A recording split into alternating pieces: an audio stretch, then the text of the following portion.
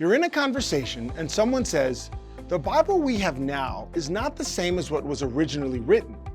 It's been corrupted over time." What would you say? We don't have the original copies of the Bible, so how can we be sure that the Bible we have now is what the original authors wrote?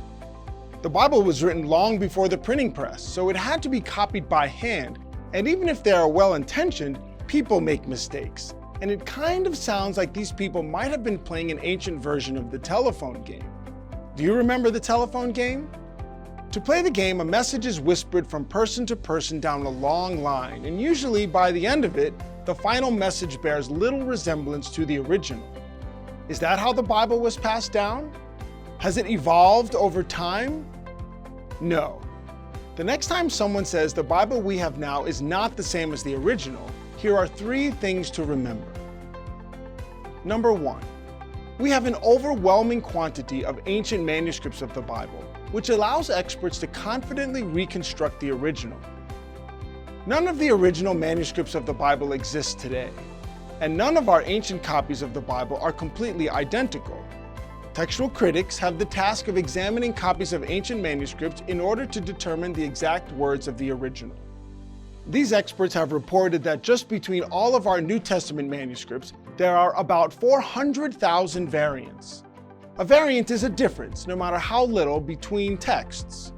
400,000 feels like a big number, but the reason we have so many textual variants is because we have so many manuscripts. If we had only one manuscript, then there would be no variants. If we acquired a second, they wouldn't be identical because ancient manuscripts were copied by hand, and the scribes often made spelling mistakes or other little errors. So in a document as long as the New Testament, for example, you're likely to find around 2,000 little differences. But the more manuscripts you have, the more variants you'll have. So the number of variants isn't necessarily a bad thing. In fact, textual critics say it's a good thing, because the more manuscripts we have, the better we're able to trace the descent of where those errors occurred. We have so many manuscripts that we can track our way back to locate the origins of the variants and have even greater certainty of the original wording. So, how many manuscripts do we have? Scholars estimate that we have over 5,100 fragments of the New Testament alone, and dozens of them are complete copies. And that's just manuscripts in the original Greek. It's not counting the thousands and thousands of other copies we have in other ancient languages. Our oldest fragment of the New Testament dates somewhere between 125 and 175 AD, only about 100 years after the originals were composed. Evidence suggests that over 17,000 Old Testament manuscripts that date before the 18th century exist today. The oldest copies of the Old Testament, found among the famous Dead Sea Scrolls, date to the 3rd century BC, approximately 300 years after the last book of the Old Testament was written. In comparison, the Louvain database of ancient books currently lists less than 2,500 copies of Homer's Iliad and Odyssey combined. For all of Plato's works, the database lists less than 200 copies. With such a large and ancient collection of Bible manuscripts, scholars have more than sufficient data to reconstruct the originals with confidence. We're not getting further away from what the authors originally wrote. We actually have an even greater degree of certainty that what we have now is what they wrote back then.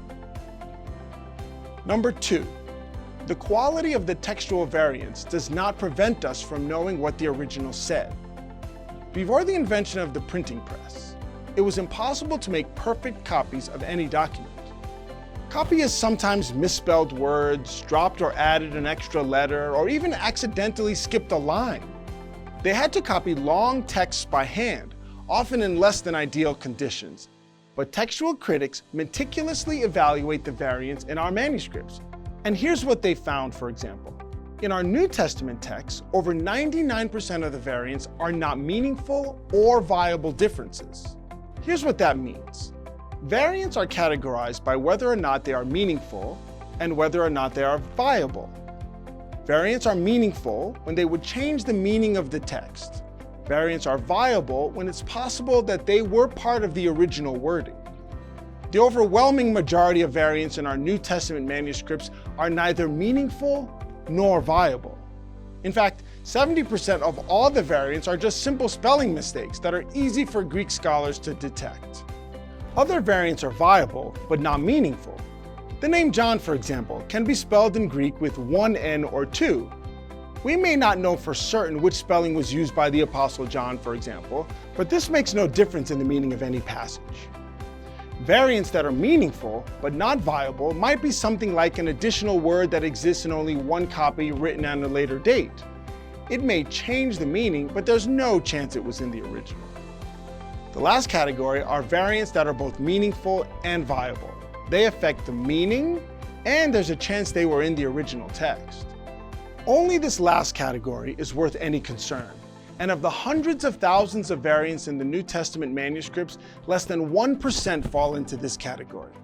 Given the circumstances, this is an astounding achievement, which leads to our third point. Number 3. The small number of textual issues shows that the Bible was passed down with great care. As we mentioned, 99% of the textual variants in the New Testament documents don't matter. Only 1% matter, and of those, not one is found in the passages that concern Orthodox Christian beliefs.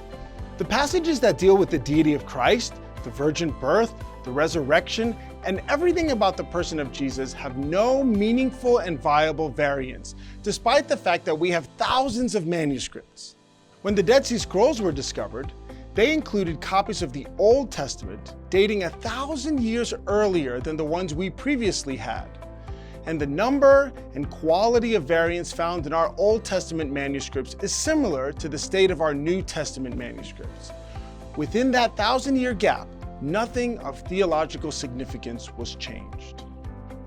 The evidence suggests that great care was taken to ensure that copies of the Bible were accurate representations of the originals and passed down responsibly. Does that sound like an ancient version of the telephone game? Not at all. It sounds like a God who had a message and used diligent and dedicated people to preserve that message for you. So the next time someone says that the Bible we have is not the same as the original, remember these 3 things. Number 1, we have an overwhelming quantity of ancient copies of the Bible, which allows experts to confidently reconstruct the original. Number 2, the quality of the textual variants does not prevent us from knowing what the original said. Number 3, the small number of textual issues shows that the Bible was passed down with great care. For What Would You Say? I'm Stephen Sanchez.